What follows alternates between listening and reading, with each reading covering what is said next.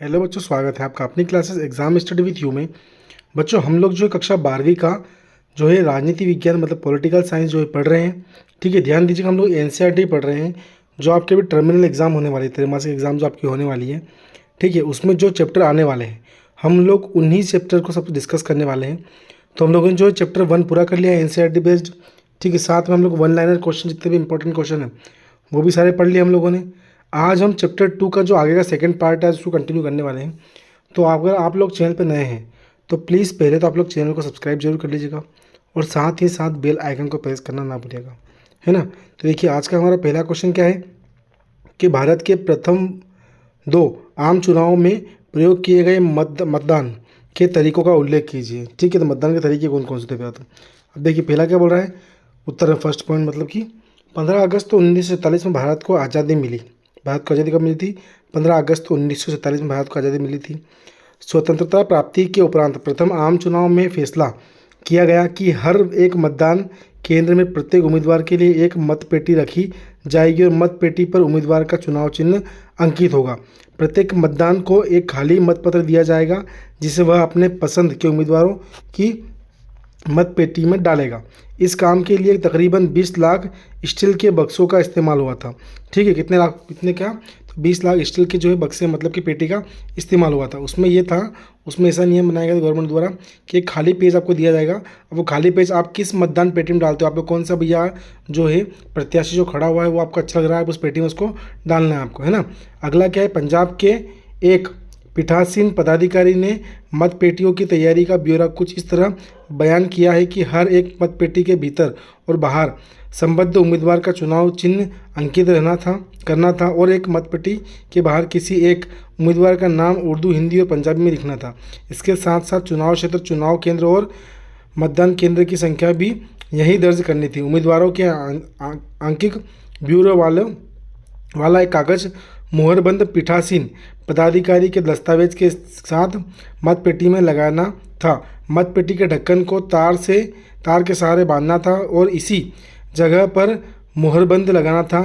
यह सारा काम चुनाव के नियम तारीख से ठीक एक दिन पहले करना था। चुनाव चिन्ह और बाकी ब्यूरो को दर्ज करने के लिए मतपेटी को पहले सरेस कागज या ईंट के टुकड़ों के से रगड़ना पड़ता था। कुछ 6 लोगों ने 5 घंटे लगातार काम किया, तब कहीं जाकर यह काम पूरा हुआ था। ठीक है, मतलब 2 आम चुनाव में कौन कौन से तरीके जो है मतदान के लिए उपयोग कराए गए थे वो हैं।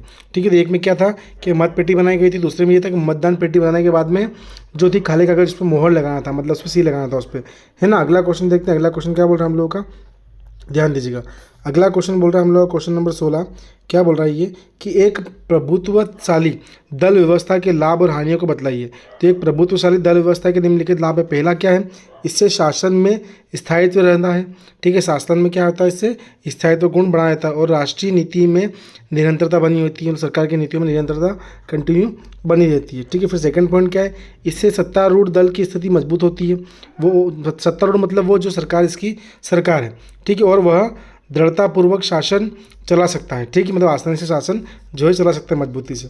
ठीक है, अगला क्या बोला, थर्ड वाला, कि इससे समाज के कानून और व्यवस्था की स्थिति मजबूत रहती है और शासन का संचालन सामाजिक आर्थिक विकास के लिए आसानी से किया जा सकता है। ठीक है, फोर्थ पॉइंट क्या बोल रहा है, यह व्यवस्था युद्ध तथा संकट काल का मुकाबला आसानी से और सुदृढ़तापूर्वक कर सकती है। एक प्रभुत्वशाली दल व्यवस्था की हानियां निम्नलिखित है।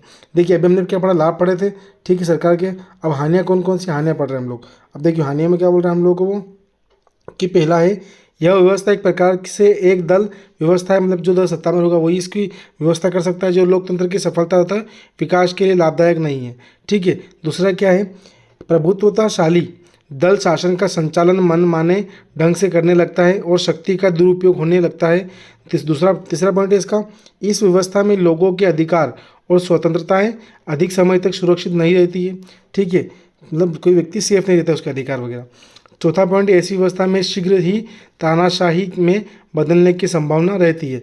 पांचवा पॉइंट है, इस व्यवस्था में विपक्षी दल कमज़ोर होते हैं और सरकार की आलोचना प्रभावकारी ढंग से नहीं हो पाती, और सरकार की आलोचना नहीं हो पाएगी तो सरकार सही तरह से काम नहीं कर पाएगी। ठीक है, फिर अगला क्वेश्चन देखते हैं। अगला क्वेश्चन क्या हम लोगों का, क्वेश्चन नंबर 17, थोड़ा क्वेश्चन को आप समझिए, क्वेश्चन क्या बोल रहा है पहले। ठीक, क्वेश्चन नंबर 17 बोल रहा है कि आम चुनाव में मतपत्र तथा मतदान का क्या तरीका अपनाया गया था, बाद में उसमें क्या परिवर्तन किए गए।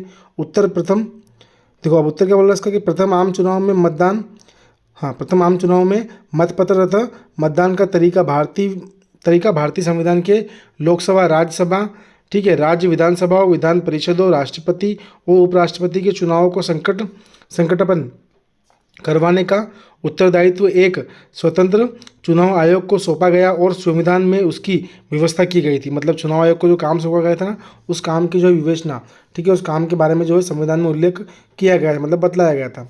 संविधान के लागू होते ही चुनाव आयोग की नियुक्ति की गई। पहला आम चुनाव करवाना चुनाव आयोग के लिए एक बड़ी चुनौती थी, मतलब पहली बार चुनाव हो रहा था। 17 करोड़ मतदाताओं के द्वारा मतदान किया जाना था। लोकसभा और राज्यसभा की विधान सभाओं के चुनाव साथ साथ करवाने थे। मतदान सूचियों को तैयार करवाना बड़ा भारी काम था। मतदाता सूचियों का पहला प्रारूप तैयार हुआ तो पता चला कि 40 लाख महिलाओं के नाम मतदाता सूची में है ही नहीं।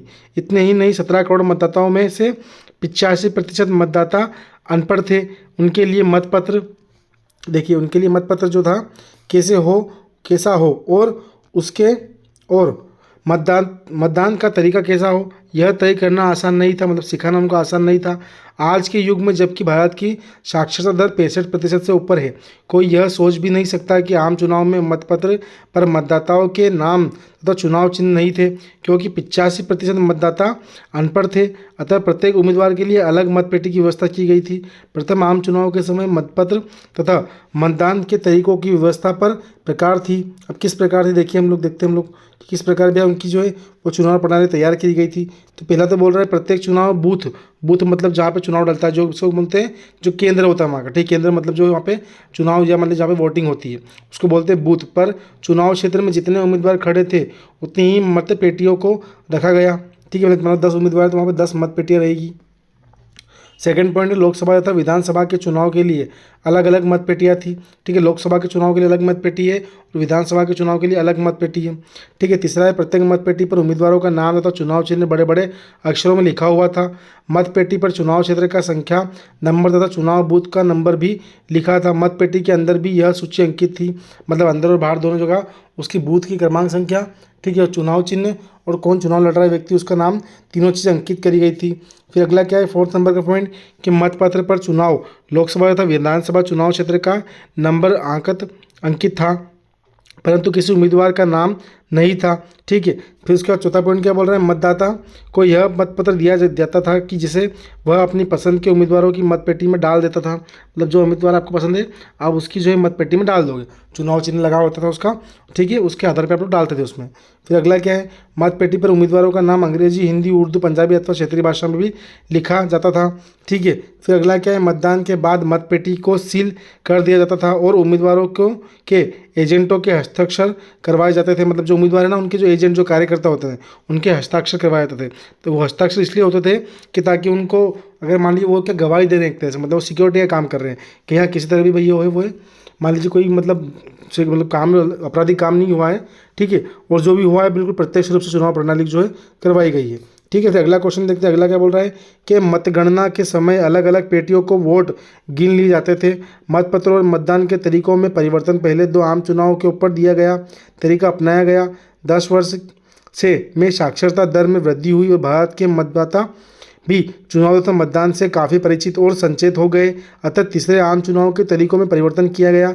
नया तरीका इस प्रकार था, पहला पॉइंट क्या बोल रहा है कि मतपत्र पर उम्मीदवारों के नाम और चुनाव चिन्ह अंकित किए गए और मतदाता को अपनी पसंद के उम्मीदवार के नाम या चुनाव चिन्ह पर मोहर लगाने को कहा गया। मतलब जिस व्यक्ति को जो चुनाव चिन्ह पसंद है और जो भैया जो खड़ा हुआ है वहाँ पर प्रत्याशी वो पसंद है, उसको आप लोग वोट डाल सकते हैं।